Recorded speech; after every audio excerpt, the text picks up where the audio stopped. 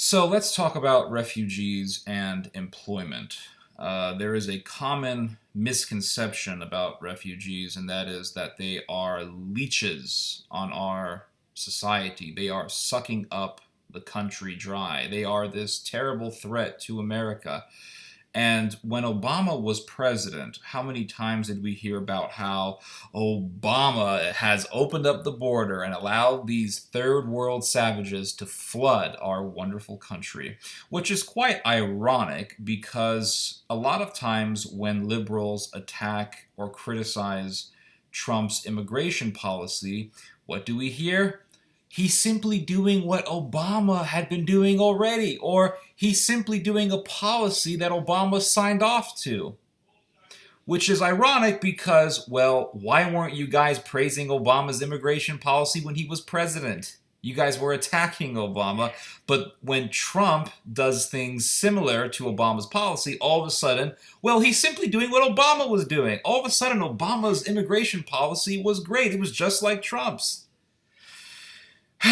Okay, so you look at these misconceptions, right? You know, refugees don't work. They suck our society of our money. They are just all a bunch of welfare queens, yada, yada, yada.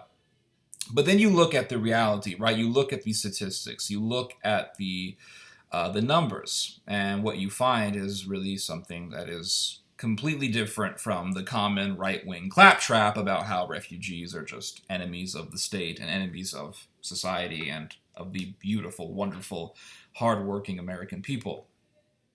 So they did a study, and this study was written on by the Washington Post. The Washington Post did an article on this in 2017, and the article talks about a study that was done based on the information that was documented by the ACS. The ACS is the American Community Survey, which is the largest survey done by the Census Bureau. So the ACS is quite a good source of information when you want to find out about employment, when you want to find out about refugee rates, immigration rates, changes in demographics, changes in language in certain communities in the United States.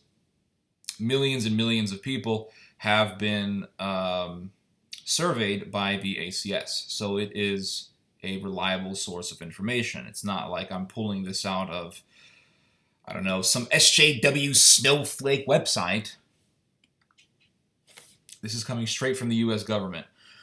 So they did this article talks about how the study inquired and looked into the information coming from the ACS regarding refugees who have resettled in Philadelphia. Philadelphia is a very liberal city, so you can imagine, you know, if you were to bring up Philadelphia to a bunch of right-wingers, you know, the subject of Philadelphia and immigrants, right-wingers would probably assume, well, you know, I'm sure all these refugees in Philadelphia are just sucking up the system and, you know, taking welfare and destroying the economy.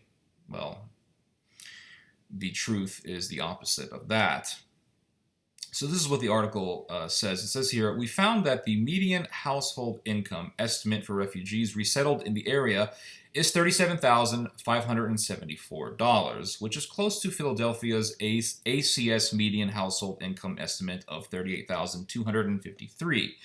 So refugee household income in Philadelphia, for the most part, was found to be quite close to the average income estimate of Americans already, you know, Americans living in Philadelphia, American households. It says here, if we look just at refugees resettled at least 7 years earlier, median household income estimates jump to $46,126. So for the most part, refugees are working, they're making money, and they're not, you know, destroying the economy.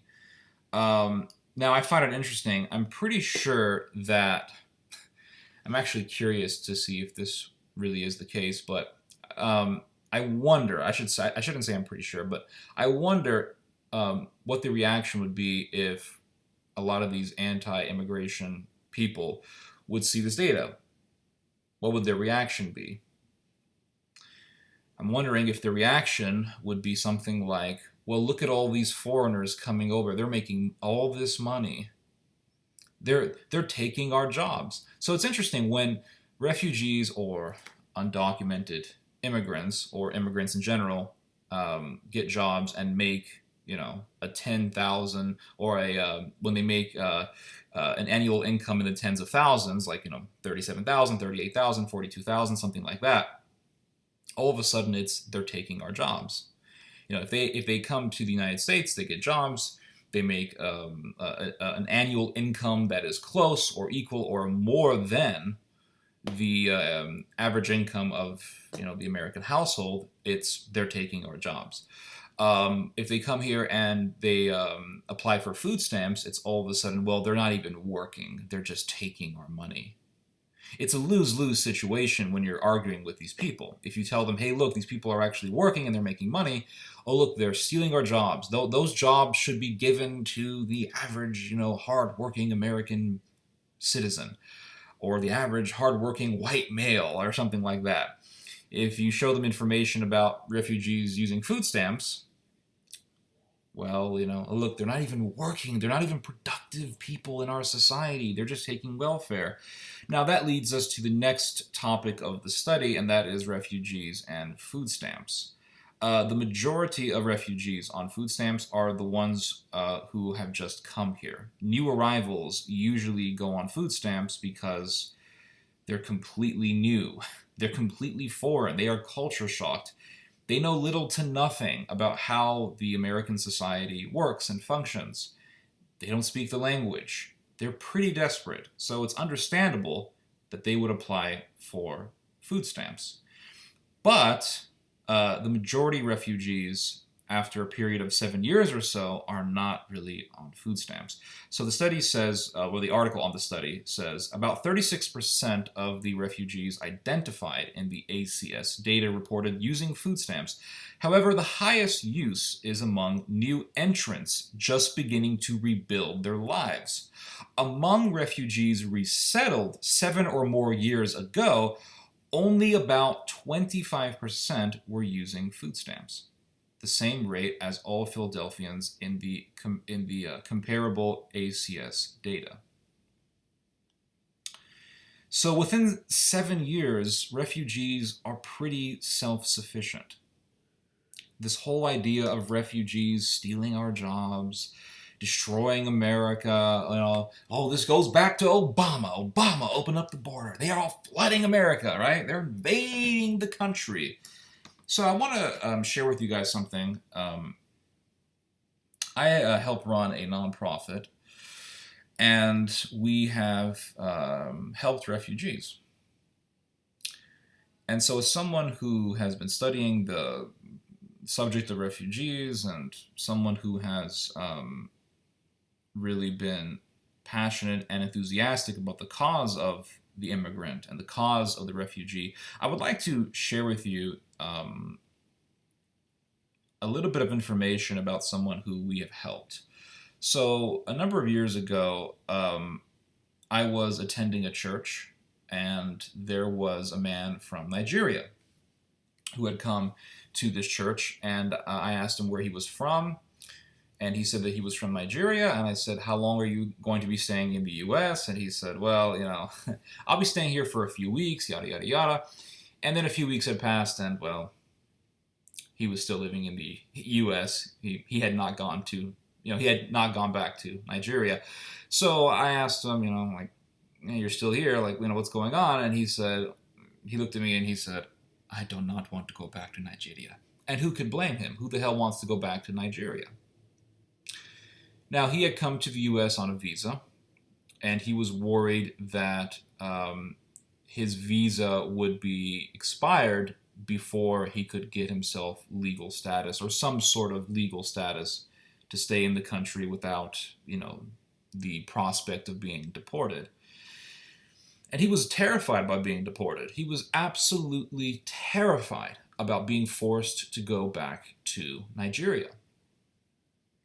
So we got him an immigration lawyer. We paid all of his legal fees. And we were giving him about $800 a month so that he could support himself. Somebody at the church provided him some housing. I'm not going to give any names, but this guy had some rental homes, and he offered one of them, or he gave one of them to this Nigerian man so that he could stay temporarily, which was very nice of him. And eventually, this immigration lawyer helped him get a work visa.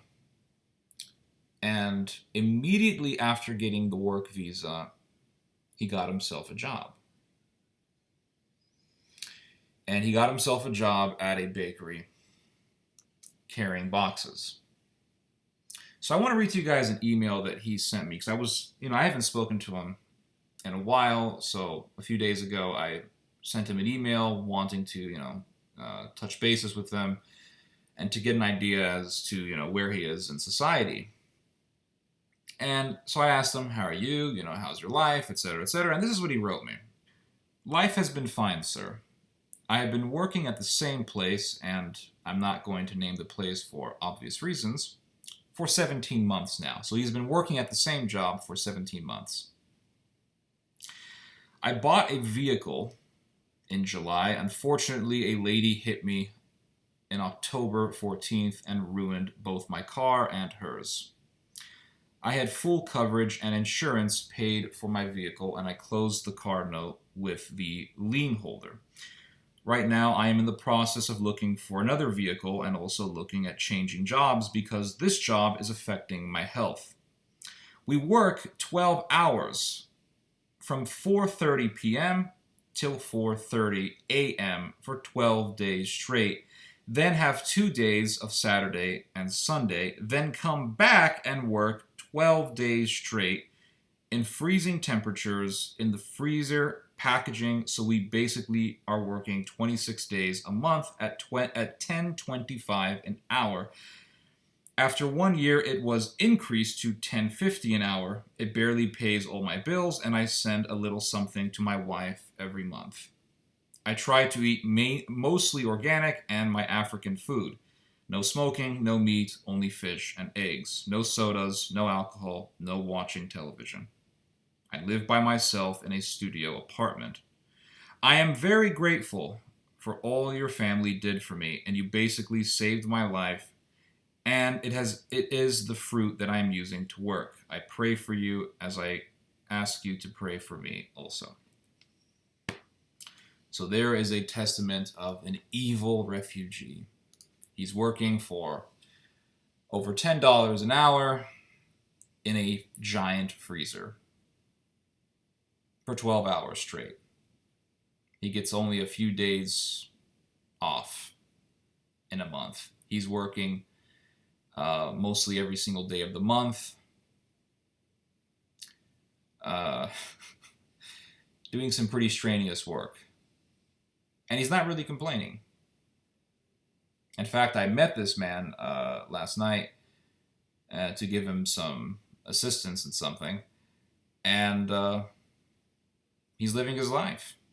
Got himself a studio apartment, lives in a decent area, got himself a car, got himself car insurance.